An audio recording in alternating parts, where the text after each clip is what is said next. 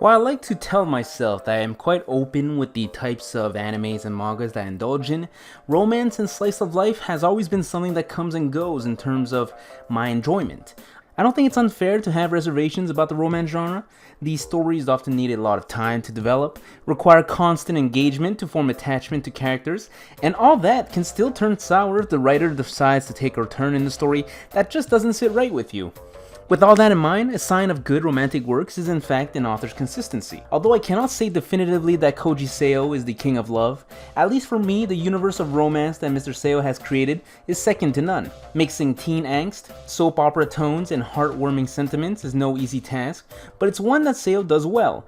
Even if you are not a fan of his work, you cannot help but be impressed by his work ethic, seeming to push out something every year since the beginning of the 21st century. With his first release being his one-shot Half and Half, it quickly became clear that love and romance will be his calling card for years to come. Although in hindsight an okay at best story, Seo does showcase how he will eventually make interpersonal relationships between characters the focal point for years to come.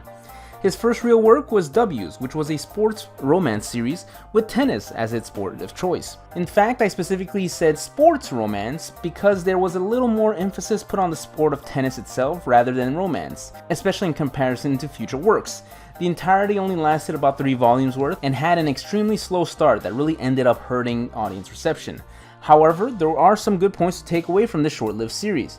For one, the art was perfectly fine, and a slowly improving iteration of this art style can be seen throughout a timeline of his future works.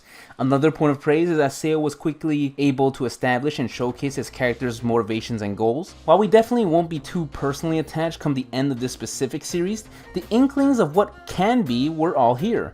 Some other noteworthy things are that the age of Seo's characters will be bumped up a little bit, as these characters in W's was in the elementary school, and that did not allow Seo's true talent for romance to flourish. And we'll see these improvements in Seo's next work, Crossover, which was yet another sports romance manga touching the world of basketball this time. It's still mainly a sports manga, but the romantic undertones become a little more obvious this time around. The characters became more likable, and the relationships here feel a little better pace.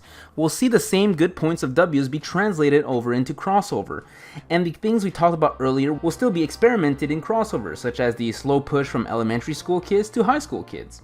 While at the end of the day it only lasted a year, totaling 7 volumes, it did put Seo's name forward in the audience eyes, which will allow him to create his first truly popular work. Suzuka was my first Seo read, and I imagine that it would be for many others too. In fact, this would be Seo's first work to have an anime adaptation.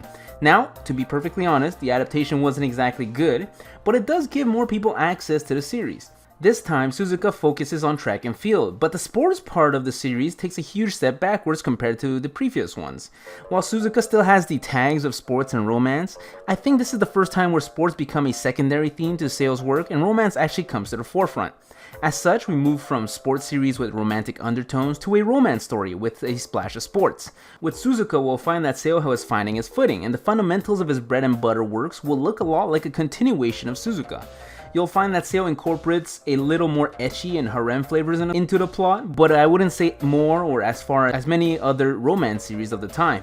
All in all, Suzuka set a baseline standard for Seo, and his works to come's quality and his more recognizable name will allow him to become a mainstay when it comes to the romance genre.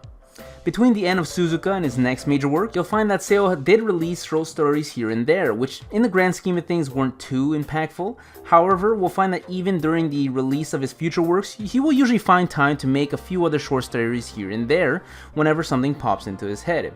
His next major work was A Town Where You Live, which mostly dropped the sports genre and dove deep into the slice-of-life romance world with hints of ecchi and harem, and this will remain his calling card for years to come. In comparison to all his previous works, Kimi no Iru Machi was the most soap opera yet, and I say that both as a compliment and an insult.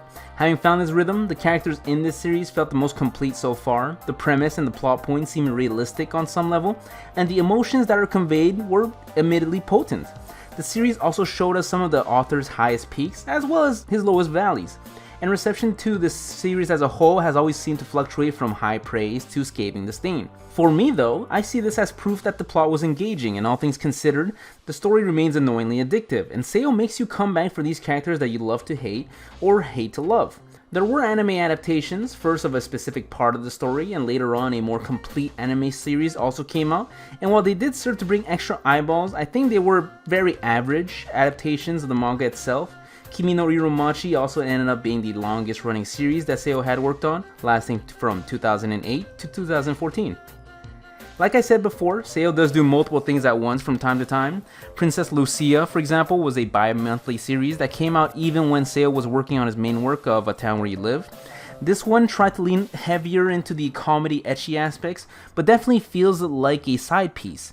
The premise of this was kind of weak, and the series from start to finish was much the same, only being enough for 5 volumes.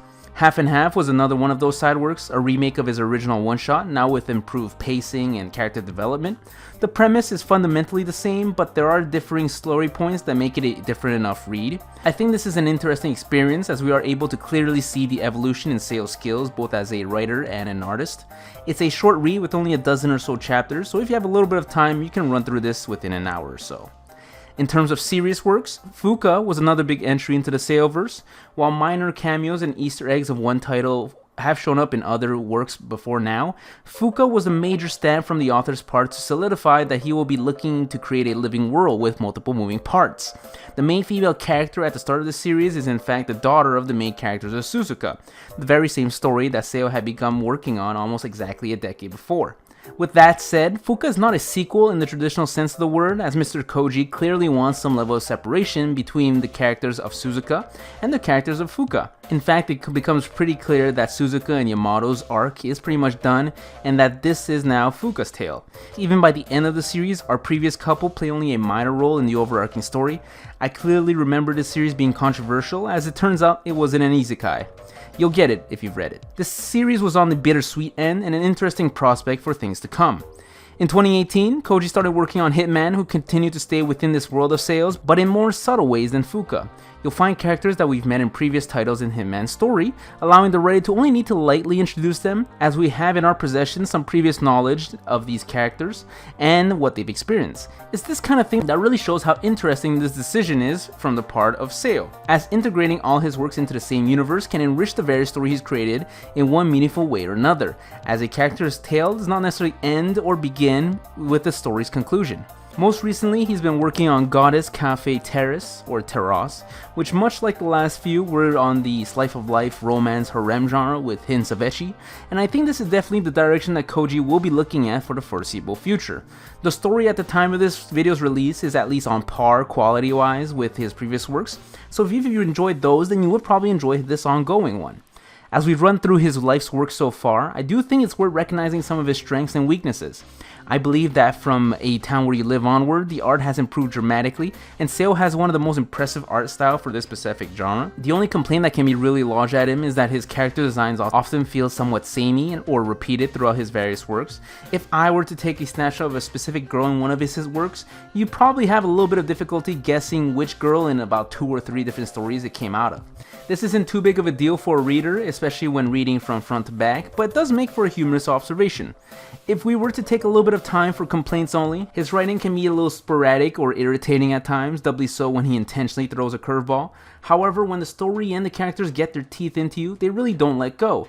A good writer is able to showcase their abilities throughout multiple works without being one and done, and Seo does have that quality.